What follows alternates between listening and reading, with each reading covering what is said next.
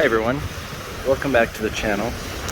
I apologize, it's a little windy today here. We're going to do a short video on a little bit of this South Pacific atolls and what kind of things do we expect to see there. This, where we are today, is quite a small island and there's not a lot growing here. However, it's such a beautiful spot, I thought we should do a video just to see what's around. This is in the Fiji island group and we are in the South Pacific Ocean. It is April, so end of rainy season. A beautiful day, as you can see, and we have kind of a soothing small waves lapping the beaches here and coral reefs offshore. Beautiful clear water, as you can see, and we are very close to the main island. So anyway, let's have a look and see what grows around this area.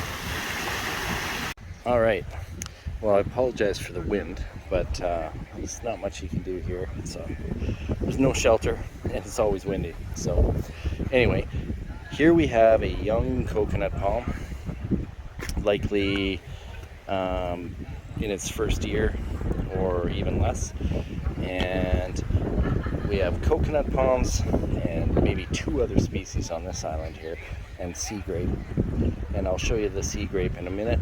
But a young coconut palm and a few kind of medium-sized ones, and that's about all we have here. Let's have a look at the sea grapes. Okay, so here we are under a sea grape tree. Or similar. Just reminds me of what I've seen in the Caribbean of sea grapes. They're large, leathery leaves. The tree is not terribly tall, maybe 15 feet or so, 5 meters, a little less. Actually, now that I see the seeds, this is not a sea grape. It looks like a tropical almond. Very interesting. So, well, you just never know until you see the seeds, I guess. Here we have the seeds, and it does look like a tropical almond or something related. And you can see them here. I'll pull one down. Possibly that type of, or at least in the same family. So similar shape of leaf as the sea grape, but I should have known better, I guess, and then had a closer look.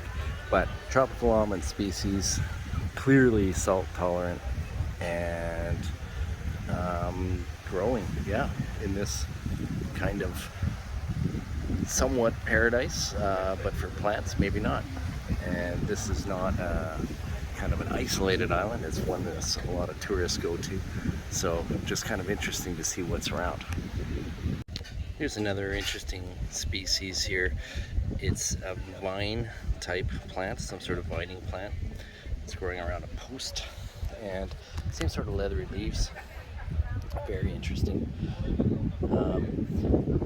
It's hard to say how long these are going to get. They seem to only get a few feet long and then taper off. Maybe it inhibits the growth a little bit on the hot sand. Hard to say.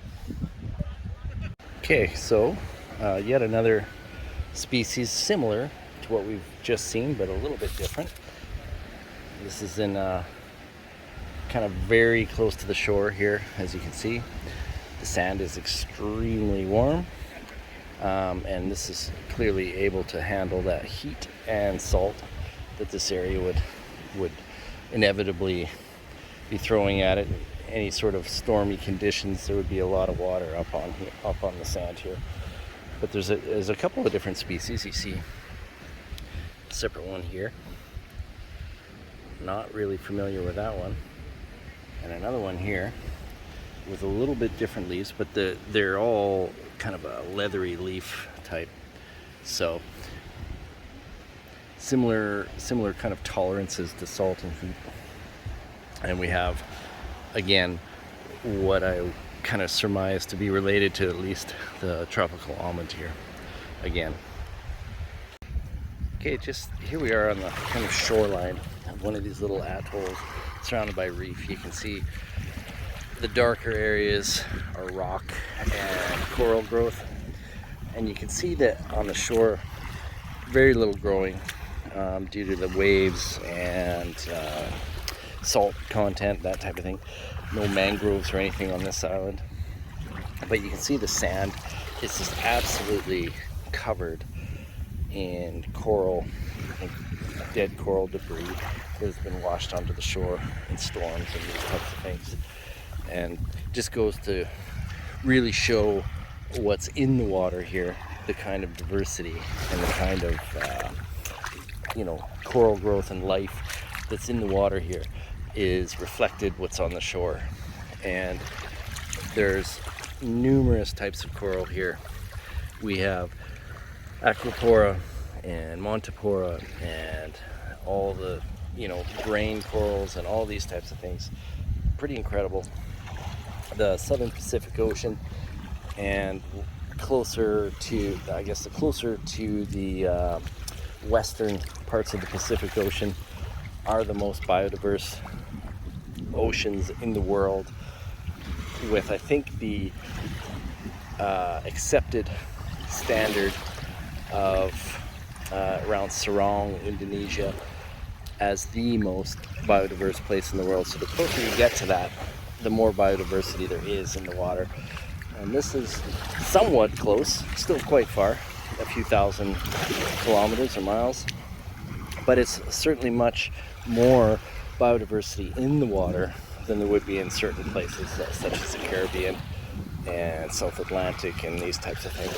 So just a really amazing place to see and look at, kind of the signs of that biodiversity as we're sitting on the beach here. Here's a bit of a look back at the island that we were just filming on. As you can see, it's mostly a spot where tourists like myself go to kind of experience some of the outer islands in Fiji, and you can see just how small this is. There's a few buildings and such, and I believe a lot of the trees that we've seen there were planted by the local people here, just to essentially I think kind of get the erosion and that type of things under control on the island.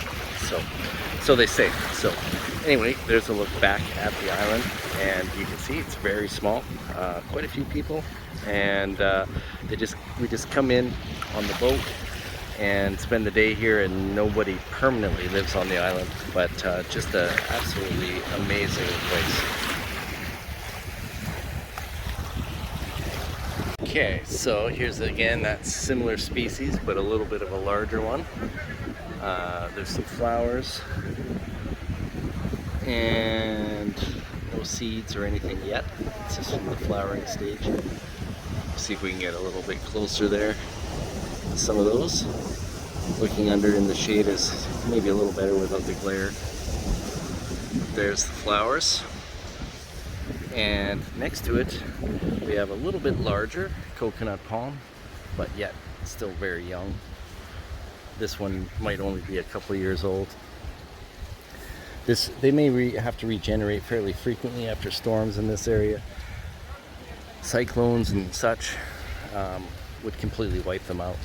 So just kind of an interesting look here at not a lot of biodiversity above water. And here again is another species, maybe 10 species of plants maximum on an island like this. It's a very small island, less than an acre in size. Where the biodiversity lies in this area, of course, is underwater.